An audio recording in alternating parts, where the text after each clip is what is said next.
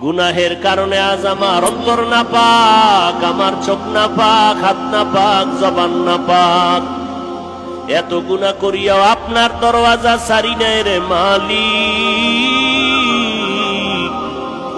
আপনার মতো দয়াময় কেউ নাই। আমরা আপনার আদরের নবীর উম্মত, গুনাহগার বলে আমাদেরকে ফিরাইয়া দিয়েন না রে আল্লাহ।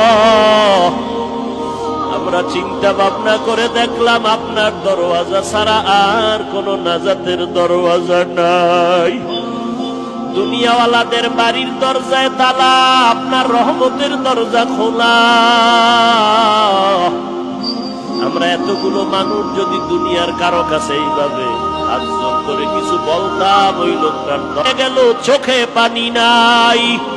কান্নাওয়ালা চক্ষু দান করেন আল্লাহ, কান্নাওয়ালা চক্ষু দান করেন আল্লাহ, কান্নাওয়ালা চক্ষু দান করেন।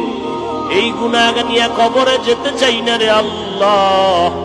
কবরের মাটির চাপ সহ্য করতে পারবো না রে আল্লাহ।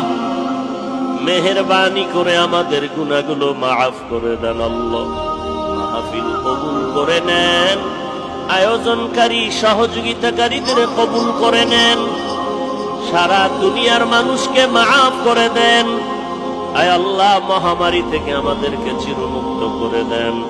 বাংলাদেশ শান্তির দেশ বানায় দেন। প্রশাসনিক ভাবে যারা কাজ করে আইন শৃঙ্খলা রক্ষায় নিয়োজিত দিনদার বানায় দেন।